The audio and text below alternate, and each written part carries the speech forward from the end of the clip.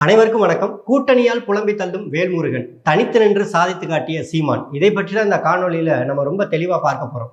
தமிழ்நாட்டு அரசியல் வரலாற்றில் மக்களுடைய பேராதரவை பெற வேண்டும், அதிகாரத்திற்கு வர வேண்டும் என்றால் தனித்து நின்றால் மட்டும்தான் நம்மளுடைய அதிகாரத்தை நம்மால் வெல்ல முடியும் என்று நம்புகிற ஒரு கட்சியாக நாம் தமிழர் கட்சி உருவாகி இருக்கிறது. தலைமை ஒருங்கிணைப்பாளர் அண்ணன் சீமான் அவர்கள் கூட்டணி என்பது தற்கொலைக்கு சமம் என்கிற வாதத்தை முன்வைத்து அரசியல்களில் தன்னுடைய பயணத்தை தொடர்ந்து 14 ஆண்டு காலம் நிறைவு செய்திருக்கிறார். எக்காலத்திலும் எந்த சூழ்நிலையிலும் திராவிட கட்சிகளோடும் தேசிய கட்சிகளோடும் கூட்டணி கிடையாது என்பதை அண்ணன் சீமான் அவர்கள் பல இடங்களில் உறுதி செய்திருக்கிறாங்க. அதன் அடிப்படையில் பார்க்கும்பொழுது நாம் தமிழர் கட்சி தனித்து நின்றால் மட்டும்தான் மக்களுக்காக உண்மையாக போராட முடியும், மக்கள் பிரச்சனைகளை நம்ம பேச முடியும், மக்களுடைய எண்ண ஓட்டங்களை நாம் இந்த அரசியலில் பிரதிபலிக்க முடியும். அப்போதுதான் மக்களிடையே ஒரு அரசியல் புரட்சியை நம்மால் உருவாக்கி தமிழ்நாட்டில் நாம் நினைக்கக்கூடிய ஆட்சி மாற்றத்தை நம்மால் உருவாக்க முடியும் என்பதை அண்ணன் சீமான் அவர்கள் தொடர்ந்து வலியுறுத்திட்டு வர்றாங்க. 14 ஆண்டு காலம் நாம் தமிழர் கட்சி தனித்து நின்று விட்டது. இன்னும் ஒரு தொகுதியில் கூட வெற்றி பெறவில்லை. மக்களிடையே இன்னும் பேராதரவை பெற வேண்டும் என்றால் நமக்கான அதிகாரம் தேவைப்படுகிறது. குறைந்தது ஒரு எம்எல்ஏ சட்டமன்ற உறுப்பினர் தேவைப்படுகிறது, இல்லை நாடாளுமன்ற உறுப்பினர் தேவைப்படுகிறது. அப்போ தனித்து நிற்பதன் மூலியமா அது சாத்தியப்படாது. அப்போ நீங்கள் கூட்டணி வைத்தால் மட்டும்தான் உங்களுடைய கட்சியைவாது உங்களால் வளர்க்க முடியும் என்கிற ஒரு ஆலோசனை பேரில் நாம் தமிழர் கட்சி கூட்டணியை நோக்கி பயணிக்க வேண்டும் என்று பல நலம் விரும்பிகள், பல நம்மை வீழ்த்தக்கூடியவர்கள் கூட மறைமுகமாக நமக்கான ஆலோசனை கொடுப்பதெல்லாம் நிறையா தொடர்ந்து நடந்து வந்து கொண்டு இருந்துச்சு.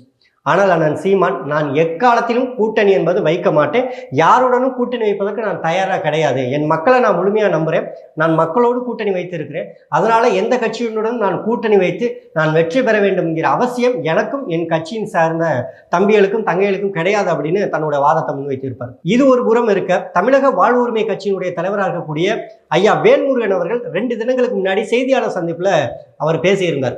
அந்த செய்தியாளர் சந்திப்பு என்பது முழுக்க தன் கூட்டணியில் இருந்து கொண்டு தன்னால் எந்த அளவிற்கு இந்த மக்களுக்கு நன்மை செய்ய முடிகிறது, எந்த அளவுக்கு தீமை செய்ய முடிகிறது என்பதை மனக்குமுறல், பெரிய ஆதங்கம், தன்னுடைய இயலாமை, அதாவது கூட்டணியில் இருந்து கொண்டு தன்னால் மக்களுக்கு எதுவுமே செய்ய முடியவில்லை என்கிற இயலாமையை வெளிப்படுத்தியிருந்தார் ஐயா வேல்முருகன் அவர்கள். தமிழக வாழ்வுரிமையின் கட்சி சார்பாக தமிழ்நாட்டில் எத்தனையோ போராட்டங்களை முன்னெடுத்து இருக்கிறாரு. அப்படிப்பட்ட ஐயா வேல்முருகன் அவர்கள் கூட்டணியில் இருந்து கொண்டு என்னால் எந்த ஒரு நலத்திட்டங்களும் மக்களுக்கு செய்ய முடியலை, எந்த ஒரு கோரிக்கையும் நிறைவேற்ற முடியலை என்று சொல்லி இருப்பது பெரிய ஒரு பூகம்பத்தை கிளப்பி இருக்குது. இது திமுக கூட்டணிக்கு ஒரு பெரிய பின்னடைவாக தான் பார்க்கப்படுகிறது. கிட்டத்தட்ட 10க்கும் மேற்பட்ட கட்சிகளோடு கூட்டணி வைத்துக் கொண்டுதான் 3 தேர்தல்களை எதிர்கொண்டு ஸ்டாலின் அவர்கள் பெரிய தலைவர் என்பது போல ஒரு பிம்பத்தை உருவாக்கி வச்சிருக்காங்க. இப்போ இத்தனை தேர்தல்களில் கூட்டணியில் இருந்து வெற்றி பெற வைத்த இந்த கூட்டணி கட்சிகள் திமுகவை வெல்ல வைத்த பிறகு மக்களுக்கு எதிரான திட்டங்களை திமுகவிற்கு அழுத்தம் கொடுத்து அவர்களால் நிறுத்த முடியல, மக்களுக்கு சாதகமான திட்டங்களை திமுகவிற்கு அழுத்தம் கொடுத்து நிறைவேற்றி காட்ட முடியல. பிறகு எதற்கு இந்த கூட்டணி பதவி என்பதைத்தான் அண்ணன் சீமான் அவர்கள் பல மேடைகளில் முன்வைக்கிறாங்க கேள்வியா. நான் கூட்டணி வைத்து திமுகவையோ அதிமுகவையோ அதிகாரத்திற்கு கொண்டு வந்துடுறேன், அப்படி அதிகாரத்திற்கு கொண்டு வந்த பிறகு நான் நினைக்கக்கூடிய என் கட்சிக்கு ஒத்து போகக்கூடிய சில கொள்கைகளையோ சில செயல் திட்டங்களையோ என்னால் நிறைவேற்றி காட்ட முடியவில்லை எனில் எதற்கு அந்த கூட்டணி அதிகாரம் என்பது, பிறகு எதற்கு அவர்களை நான் வெல்ல வைக்க வேண்டும் அப்படின்னு ஐயா வேல்முருகன் இன்னும் கூடுதலாக ஒரு மனக்குமரலை சொல்லியிருந்தார். எங்களை மதிக்கவே மாட்டேங்கிறாங்க அப்படின்னு சொல்லிட்டார் ஒரே வார்த்தையில. அதாவது கூட்டணி கட்சி தலைவர்களாக இருக்கும் போதும் வெல்லும் வரைக்கும் நம்மளுடைய ஒரு அழைப்பை எடுத்தா கூட சொல்லுங்க தலைவரேன்னு சொல்றாங்க, கூட்டணி கட்சி தலைவர்கள்னு சொல்றாங்க, ஒரு மரியாதை கொடுக்குறாங்க. ஆனால் வென்ற பிறகு, அதிகாரத்திற்கு வந்த பிறகு, அமைச்சராக மாறிய பிறகு அவர்களுடைய நடவடிக்கை அனைத்துமே மாறுபடுது. நாங்கள் ஒரு அழைப்பு கொடுத்தா கூட அவருடைய உதவியாளர் தான் அலைபேசியை எடுக்கிறாங்க. ஐயா நாளைக்கு பேசுவார், இன்னைக்கு பேசுவார், நீங்கள் வேணால் அலைபேசியில் அனுப்பி விடுங்க, நான் உங்களுக்கு கடத்தி விடுறேன் அப்படின்னு சொல்லி இது போன்ற நடவடிக்கைகள் தான் நடக்குதே ஒழிய எங்களை மதிக்க கூட மாட்டேங்கிறாங்க அப்படின்னு சொல்லி ஐயா வேல்முருகன் தன்னுடைய ஆதங்கத்தை முன்வைத்து இருந்தாங்க. அதே போல சட்டமன்றத்தில் நாங்கள் பேசுவதற்கு, என் தொகுதி சார்ந்து நான் ஏதோ ஒரு பிரச்சனையை பேசணும், என் மக்களுடைய குரலாக நான் ஒலிக்கணும் அப்படின்னா என்னால் பேச முடியலை. இதையும் மீறி நாங்கள் எதனா ஒரு கருத்து சொல்லிட்டோம் அப்படின்னா கூட்டணிக்குள்ளே இருந்து கொண்டு கூட்டணி ஆட்சிக்கு எதிராக நீங்கள் பேசலாமா? அப்போ மக்கள் எப்படி ஐயா ஸ்டாலின் அவர்களை எடுத்து பார்ப்பாங்க? திமுக ஆட்சிக்கு ஒரு அவப்பெயரை நீங்களே உண்டாக்கலாமான்னு சொல்லி பிறகு ஒரு அழுத்தம் வருகிறது. அப்போ கூட்டணியில் இருக்கக்கூடிய ஒரு கட்சி நேர்மையாக மக்களின் குரலாக ஒலிக்க வேண்டும் என்று பார்த்தா ஒழிக்க முடியலை. இதைத்தான் ஐயா வேல்முருகன் அந்த செய்தியாளர் சந்திப்பில் சொல்லி இருக்கிறாங்க. தொடர்ந்து அண்ணன் சீமான் அவர்கள் கூட்டணி வைப்பதன் மூலியமாக என்னால் எதுவும் இந்த மக்களுக்கு செய்ய முடியாது என்பதை, கூட்டணி வைத்து என்னால் எதுவும் செய்ய முடியவில்லை என்று ஐயா வேல்முருகன் அவர்கள் வெளிப்படையாக பேசியிருக்கிறாங்க. திமுக கூட்டணியில் இருக்கக்கூடிய விடுதலை சிறுத்தை கட்சி ரொம்ப கவனிக்கக்கூடிய ஒரு கட்சி தான். அந்த கட்சி பெரும்பாலும் பேசக்கூடிய ஒரு விடயம் என்னன்னா, நாங்கள் தலித் சமுதாய மக்களுடைய விடுதலையை நாங்கள் பேசுறோம் அப்படிம்பாங்க. ஒடுக்கப்பட்ட பட்டியலின மக்களுக்கான அனைத்து துன்பத்திற்கும் நாங்கள் அருகில் நின்று நாங்கள் போராடுவோம் அப்படின்னு சொல்றாங்க. இதுவரைக்கும் விடுதலை சிறுத்தை கட்சி திமுகவிற்கு அழுத்தம் கொடுத்து நிறைவேற்றி காட்டிய ஒரு விடயத்தை உங்களால் அடையாளம் காட்ட முடியுமா? முடியாது. விடுதலை சிறுத்தை கட்சியினுடைய தலைவராக இருக்கக்கூடிய ஐயா திருமாவளவன் அவர்கள் தொடக்க காலத்தில் அவரை போன்று திமுகவை எதிர்த்தவர் யாரும் கிடையாது, கருணாநிதியை விமர்சனம் செய்தவர் யாரும் கிடையாது. நேற்று ஒரு விடயம் நம் கண்களுக்கு தென்பட்டது. என்ன அப்படின்னா, ஐயா திருமாவளவன் பதிவு செய்திருக்கிறாங்க, கருணாநிதி அவர்களுடைய சாம்பல் கூட சேரி மக்களுக்கு எதிராகத்தான் இருக்கும் அப்படின்னு கடுமையான வார்த்தையின் மூலியமாக ஐயா திருமாவளவன் அவர்கள் கடந்த காலங்களில் விமர்சனம் செய்திருக்கிறார். அதே போல 2016 காலகட்டங்களில் மக்கள் நல கூட்டணியில் இருக்கும் பொழுது கட்டு விரியனை விரட்ட பார்த்தால் கண்ணாடி விரியன் வரப்பாக்குறது என்று கண்ணாடி விரியன் என்று அன்றைய திமுகவுடைய தலைவராக இருந்தவர், முதலமைச்சர் வேட்பாளராக இருந்த கருணாநிதி அவர்களை விமர்சனம் செய்திருந்தார். கருணாநிதி அவர்கள் கண்ணாடி விரியன் என்று. இன்னைக்கு திமுகவை தாங்கி பிடிக்கக்கூடிய ஒரு கட்சியாக, ஒரு வலிமையான கட்சி என்று அவர்களே பட்டம் கொடுத்து கொண்டு ஒரு அரசியல் செய்து கொண்டு இருக்கிறாங்க. ஆனால் வேங்கை வயல் சம்பவத்தின் தொடர்பாக திமுகவிற்கு அவர்களால் அழுத்தம் கொடுக்க முடியல. கேட்டால் நாங்கள் கூட்டணியில் இருந்து கொண்டே நாங்கள் போராடணும்னு சொல்றாங்க. போராட்டத்தின் மூலியமாக குற்றவாளி தண்டிக்கப்பட்டார்களா? அந்த மக்களுக்கு நீதி கிடைக்கப்பட்டதா? அந்த குற்றம் வேங்கை வயல் சம்பவம் போன்று இன்னொரு சம்பவம் நடக்காது என்கிற உறுதி நீங்கள் அதிகாரத்தில் வைத்திருக்கக்கூடிய திமுகவால் கொடுக்கப்பட்டதானா? கொடுக்கப்படலை. அதே போல தொடர்ச்சியாக ஆணவ கொலைகள் நடக்கப்படுகிறது. ஆணவ கொலைக்கு எதிராக சட்டம் இயற்ற வேண்டும் என்று விடுதலை சிறுத்தை கட்சிகள் தொடர்ந்து வலியுறுத்திக்கிட்டு வருது. தமிழ்நாட்டில் இருக்கக்கூடிய பல கட்சிகள் வலியுறுத்திட்டு வர்றாங்க. திமுக கூட்டணியில் இருக்கக்கூடிய கட்சிகளும் வலியுறுத்திட்டு வர்றாங்க. திமுகவால செயல்படுத்த முடியலையே. திமுகவால கூட்டணி கட்சிகளுக்காக அந்த சட்டத்தை கூட நிறைவேற்றி காட்டலையே. அதே போல மேல்பாதி கிராமத்துல பட்டியலின மக்கள் கோயிலுக்குள்ள போகக்கூடாது அப்படின்னு சொல்லி இன்று வரை பூட்டு தான் போடப்பட்டிருக்க ஒழிய, திராவிட மாடல், சமூக நீதி, வைக்கம் போராட்டம் கொண்டாடக்கூடிய இந்த திராவிட முன்னேற்ற கழகம் அந்த மக்களை அனுமதி பெற்று தரக்கூடிய ஒரு நீதியை நிலைநாட்டவில்லையே. இதை விடுதலை சிறுத்தை கட்சிகளுக்கு கொடுத்த அழுத்தம் என்ன? அதற்கு அவர்கள் நிறைவேற்றி காட்டியது என்ன? அப்ப தொடர்ச்சியாக கூட்டணியின் மூலியமாக அதிகாரத்தில் இருக்கக்கூடிய கட்சிகள் எந்த ஒரு செயல் திட்டத்தையும் செயல்படுத்தி காட்டாது என்பது நம் கண்களுக்கு முன்னாடி இந்த 4 ஆண்டு கால ஆட்சியை நம்ம எவ்வளவு உதாரணங்கள் வேணாம்னு சொல்லி நம்மளால எடுத்துக்காட்ட முடியும். அதே நேரம் நாம் தமிழர் கட்சி தனித்து நிற்கிறது. இந்த தனித்து நிற்பதன் மூலியமாக தமிழ்நாட்டு அரசியலில் என்னென்ன செய்து காட்ட முடிந்தது? எல்லாம் செய்து காட்ட முடிந்தது. இன்னைக்கு தமிழ்நாட்டில் விவசாயிகளுக்கு எதிராக எடுக்கக்கூடிய ஒவ்வொரு போராட்டமும் நாம் தமிழர் கட்சியினுடைய அழுத்தத்தின் காரணமாக திமுக இன்னைக்கு பின்வாங்கி நிற்கிறது. 8 வழிசாலை திட்டம், டங்ஸ்டன் சுரங்கம் அமைப்பதற்கான திட்டம், ஹைட்ரோ கார்பன் திட்டம், மீத்தேன் ஈத்தேன் திட்டம், அதே போல பரந்தூர் பகுதியில் விமான நிலையம் அமைப்பதற்கான எதிர்ப்பு, மதுரை பகுதிகளில் விமான நிலையம் விரிவாக்கத்திற்கு எதிரான ஒரு எதிர்ப்பு, என்எல்சி நிர்வாகத்தில் விவசாய நிலங்களை கையகப்படுத்தக்கூடாத ஒரு எதிர்ப்பு, அதே போல விவசாயிகள் சார்ந்த போராட்டம், மீனவர் சார்ந்த போராட்டம், அரசு ஊழியர்கள் போராட்டம், மருத்துவர்கள் போராட்டம், செவிலியர்கள் போராட்டம், துப்புரவு பணியாளர்கள் போராட்டம், போக்குவரத்து தொழிலாளர்கள் போராட்டம், இப்படி எண்ணற்ற போராட்டங்களை நாம் அடுக்கிக் கொண்டே போக முடியும்.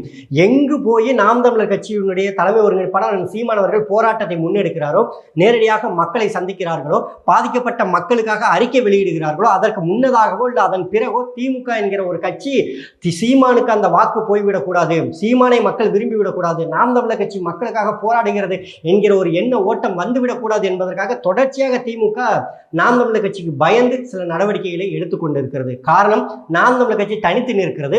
தனித்து நிற்பதனாலேயே திமுகவிற்கு அச்சம் கொள்ள வேண்டிய தேவை கிடையாது.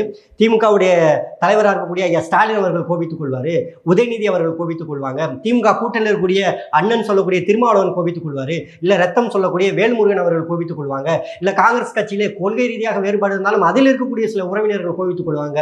அதெல்லாம் எந்த ஐயமும் கிடையாது. துணிச்சலாக நான் மக்களுக்காக போராடுகிறவன், மக்களுக்காக உருவானவன், மக்களுக்காகவே குரல் எழுப்பக்கூடியவன். அப்ப நாம் தமிழர் கட்சி எடுத்து வைக்கக்கூடிய அங்கே தத்துவமும் நாம் தமிழர் கட்சியினுடைய போராட்டமும் மக்களிடையே வெற்றியை பெற வைக்கிறது. மக்களுக்கான திட்டத்தில் மக்களுக்கு எதிராக அரசு நிறைவேற்றக்கூடிய ஒவ்வொரு திட்டத்தையும் நாம் தமிழர் கட்சி அழுத்தம் கொடுத்து அந்த திட்டத்தை தடுத்து நிறுத்துகிறது என்பது மறுக்க முடியாத உண்மையா மாறி நிற்கிறது. நாம் தமிழர் கட்சி தொடர்ச்சியாக இஸ்லாமிய மக்களுக்கு ஆதரவாக போராடி வருகிறது. இஸ்லாமிய சிறை கைதிகளுடைய விடுதலையை பேசி வருகிறது. நாம் தமிழர் கட்சி மட்டும்தான் இந்த 15 ஆண்டு காலத்தில் ஏராளமான அறிக்கைகள் கொடுத்து போராட்டம் எடுத்து அந்த மக்களுடைய விடுதலையை பற்றி பேசியிருக்கிறது. ஆனால் அந்த மக்களை விடுதலை செய்வோம் என்று தேர்தல் அறிக்கையில் கூறி வந்த திமுக இன்று வரை இஸ்லாமிய சிறை கைதிகளை விடுதலை செய்யவில்லை. மாறாக உச்சநீதிமன்றத்தில் அவர்கள் விடுதலைக்கு எதிராக மனு தாக்கல் செய்தது திராவிட முன்னேற்ற கழகம் அரசு. இப்படி தொடர்ச்சியாக அழுத்தம் கொடுப்பதன் மூலமாக திமுக ஏதோ ஒரு இடத்தில் நாம் தமிழர் கட்சி மீது ஐயம் கொள்ளுது. அப்ப நாம் தமிழர் கட்சியோட போராட்டம் என்பது மக்களால் கவனிக்கப்படுகிறது. திமுகவிற்கு ஒரு அச்சத்தை கொடுக்கிறது. எங்கு தமிழ் தேசியம் என்கிற ஒரு சித்தாந்தம் இந்த மண்ணில் வளர்ந்து விடுமோ, எங்கு திராவிடம் என்கிற ஒரு சித்தாந்தம் இந்த மண்ணில் அழிந்து விடுமோ, எங்கு நம்மளுடைய திராவிட மாடல் ஆட்சி என்பது மக்களுக்கு எதிரான ஆட்சி என்பதை நாம் தமிழர் கட்சி நிரூபித்து விடுமோ என்கிற அச்சத்தின் வெளிப்பாடு இன்னைக்கு தமிழ் தேசியத்தினுடைய சில கருத்துக்களை அவ்வப்போது சட்டமன்றத்தில் பேசி நாங்களும் மக்களுக்கானவர்கள் என்பது போல நாடகம் ஆடிக்கொண்டிருக்கிறது திராவிட மாடல் அரசு. அப்போ கூட்டணி கட்சியின் மூலியமாக தமிழ்நாட்டில் எதையுமே சாதித்து காட்ட முடியாதானா? சாதித்து காட்ட முடியல, இதுவரைக்கும் சாதித்து காட்ட முடியல. கம்யூனிஸ்ட் இயக்கங்கள் பாட்டாளி வர்க்கத்திற்கு ஆதரவாக இருக்கக்கூடியவர்கள் எங்கெல்லாம் பாட்டாளி வர்க்கம் ஒடுக்கப்படுகிறதோ அவர்களுக்காக நீதியை பெற்றுக் கொடுப்பதற்காக கம்யூனிசம் பேசுகிறோம் என்று சொல்லக்கூடிய இந்த கதிர் அருவாள் அவர்கள் கூட இன்னைக்கு கூட்டணி கட்சிகளிடம் அழுத்தம் கொடுத்து எதையும் சாதித்து காட்ட முடியலையே. போக்குவரத்து தொழிலாளர்கள் தங்களுக்கான படி உயர்வு நிலை கொடுக்கவில்லை, தங்களுக்கு பிடித்தம் செய்த பணம் கொடுக்கவில்லை, தங்களுக்கு ஊதிய உயர்வு கொடுக்க வேண்டும் என்று சொல்லி தினந்தோறும் போராடி கொண்டிருக்கிறாங்க. அரசு ஊழியர்கள் அனைவரும் போராடி கொண்டிருக்கிறாங்க. மாறாக அவர்களுக்கு ஆதரவாக சில இடங்களில் இந்த கம்யூனிஸ்ட் இயக்கங்கள் போராடுகிறது. ஆனால் அதிகாரத்தில் தன் கைகளில் வைத்திருக்கக்கூடிய திமுக போன்ற கட்சிகள் கண்டுகொள்வதே கிடையாது. ஒரு கேள்வி எழுதல, கூட்டணி கட்சிகளை திமுக இவ்வளவு தூரம் மதிக்கல, அப்போ மதிக்கல அப்படின்னாலும் கூட்டணி கட்சியில் அடுத்த முறை வேற கூட்டணிக்கு போயிருங்கிற பயம் ஏன் திமுக வரலன்னு? ஏன்னா கூட்டணி கட்சிகள் தான் பணத்தை வாங்கிட்டு சேர்ந்துடுறாங்களே. உங்களுக்கு மக்கள் நலனுக்காக இவர்கள் கூட்டணி வைத்தார்களா, இல்லப்பா தன் கட்சியை வளர்ப்பதற்காகவும் தன் கட்சியை பாதுகாத்துக் கொள்ள வேண்டும் என்பதற்காக கூட்டணி வைத்தார்களான்னு கேட்டால் முதன்மையான நோக்கம் தன் கட்சியை பாதுகாத்துக் கொள்ள வேண்டும். திமுகவோடு கூட்டணி வைத்தால் வெற்றி வரும். இன்னைக்கு திமுகவோட கூட்டணியில் இருக்கக்கூடிய இத்தனை கட்சிகளும் கடந்த முறை அதிமுகவோடு கூட்டணியில் இருந்தவர்கள் தான். ஏன்னா அதிமுகவுடைய வெற்றி வாய்ப்பு பிரகாசமாக இருக்கும்போது அவர்களிடம் பயணித்தாங்க. இப்போ திமுகவுடைய வெற்றி வாய்ப்பு பிரகாசமாக இருக்கிறதுனால திமுகவோடு பயணிக்கிறாங்க. மீண்டும் அடுத்த ஒரு முறை வேறு கட்சிகளுக்கு மாறியது என்றால் இவர்களுடைய பார்வையும் இவருடைய பயணமும் மாறத்தான் செய்யும். மக்களுக்காக கூட்டணி வைப்பவர்கள், மக்களுக்காக போராட்டத்தை கையெடுப்பவர்களும் கிடையாது. திமுகவிற்கு அழுத்தம் வந்துவிடக்கூடாது, திமுகவிற்கு கெட்ட பேர் வந்துவிடக்கூடாது, ஸ்டாலின் அவர்களுக்கு கெட்ட பேர் வந்துவிடக்கூடாது. ஆனால் மக்கள் துன்பப்படலாம், துயரப்படலாம், கண்ணீர் விடலாம், போராட்டம் எடுக்கலாம், போராடியதன் மூலியமாக வழக்கு பெறலாம், அவர்கள் தீவிரவாதியை விட கொடூரமாக நடத்தப்படலாம், அவர்கள் மீது அச்சுறுத்தல் நடவடிக்கை கூட எடுக்கப்படலாம். ஆனால் இந்த கூட்டணியில் இருக்கக்கூடியவர்கள் மக்களுக்காக நிற்க மாட்டாங்க. ஆனால் நாம் தமிழர் கட்சி தனித்து நிற்பதன் மூலியமாக தனித்தே நின்று மக்களை மட்டுமே நம்பி வாக்குக்கு பணம் கொடுக்காமல் மக்களுடைய எளிய அரசியலை பேசி மக்களுக்கு இதுதாண்டா அரசியல், இதுதான் தமிழ் தேசியம், இதற்காகத்தான் நிலத்தை பாதுகாக்கணும், நீரை பாதுகாக்கணும், மண்ணை பாதுகாக்கணும், மக்களை பாதுகாக்கணும், தமிழ்நாட்டு உரிமையை நாம் பெற வேண்டும், இதற்குத்தான் தமிழ் மொழியை பாதுகாக்க வேண்டும், தமிழினத்தை நாம் போற்ற வேண்டும், தமிழருடைய வரலாற்றை நாம் படிக்க வேண்டும் என்று நம்முடைய முன்னோர்கள் செய்த தவறில் இருந்து அதையெல்லாம் படிப்பினையாக எடுத்துக்கொண்டு இன்னைக்கு தமிழ்நாட்டில் ஒரு புரட்சிகர அரசியலை முன்னெடுக்கிறது என்றால் அது நாம் தமிழர் கட்சி தான். அண்ணன் சீமான் சமீபத்தில் தமிழ் தடம் என்கிற வலையொலிக்கு ஒரு நேர்காணல் கொடுத்திருப்பாங்க. அதுல அண்ணன் சீமான் ஒரு முக்கியமான கருத்து சொல்லியிருப்பாங்க. ஐயா ராமதாஸ் அவர்கள் தமிழ்நாட்டு அரசியலில் கால் ஊன்றும் பொழுது, திருமாவளவன் அவர்கள் கால் ஊன்றும் பொழுது, வைகோ அவர்கள் வரும்பொழுது, விஜயகாந்த் அவர்கள் வரும்பொழுது தமிழ்நாட்டில் அதிகமான எழுச்சியை பார்க்க முடிந்தது. கிட்டத்தட்ட 50% திமுக வைகோ அவர்களோடு போனது என்று பத்திரிகைகளெல்லாம் நாம் படிக்க முடிந்தது. ஆனால் இன்னைக்கு வைகோ அவர்கள் வெறும் 1 சீட்டுக்கும் 2 சீட்டுக்கும் திமுகவோடு கையேந்தி கொண்டிருக்கிறார். திமுகவை கடுமையாக எதிர்த்த திருமாவளவன் 2 சீட்டுக்கும் 4 சீட்டுக்கும் திமுகவோடு பயணித்துக் கொண்டிருக்கிறார். அதே போல விஜயகாந்த் கட்சி என்ன ஆனதுன்னே தெரியல. பாமக என்கிற ஒரு கட்சி எந்த கூட்டணிக்கு போவது என்று தெரியாமல் பகுதி கட்சியாக மாறி போய் நிற்கிறது. இதெல்லாம் யாராலனா இந்த திராவிட கட்சிகளால, இவர்களோடு கூட்டணி வைத்ததுனால. இன்னைக்கு பல ஆலோசகர்கள் சொல்றாங்கல்ல, நீங்க ஏன் கூட்டணி வைக்கக்கூடாது, அந்த காரணத்திற்காக. அப்போ வரலாற்று பிழையிலிருந்து பாடம் படித்துக் கொண்ட நாம் தமிழர் கட்சி தலைமை ஒருங்கிணைப்பாளர் சீமான் அவர்கள் ஒருபோதும் நான் கூட்டணி வைக்க மாட்டேன், நான் தனித்து நின்று தோற்று போகிறேன், ஆனால் மக்களுக்காக தோற்று போகிறேன், தனித்து நின்று வெற்றி பெறுகிறேன், மக்களுக்காகவே நான் வெற்றி பெறுகிறேன் என்கிற நிலைப்பாட்டில் உறுதியாக இருப்பதன் காரணம், தனித்து நின்றால் மட்டும்தான் மக்களுக்கான ஒரு அரசியல் இங்கு கொடுக்க முடியும். தமிழ்நாட்டில் வாழ்ந்து கொண்டிருக்கக்கூடிய ஒவ்வொரு மக்களும் சற்று சிந்தித்து பார்க்கணும். நம் கண்களுக்கு முன்னால் நிலவி கொண்டிருக்கக்கூடிய அரசியல் என்ன, அரசியல் கட்சிகள் பேசக்கூடிய வாதங்கள் என்ன, அவர்கள் எப்படிப்பட்ட அரசியலை இந்த மக்களுக்கு கொடுக்குறாங்க, நம்ம தேர்ந்தெடுக்கக்கூடிய சட்டமன்ற உறுப்பினர், நாடாளுமன்ற உறுப்பினர், நம்மளுடைய அரசு உயர் அதிகாரிகள், இவர்கள் அனைவரும் மக்களுக்கானவர்களா, மக்களுக்காக உழைக்கக்கூடியவர்களா, இவர்களுக்கான அழுத்தம் யாரால் கொடுக்கப்படுகிறது?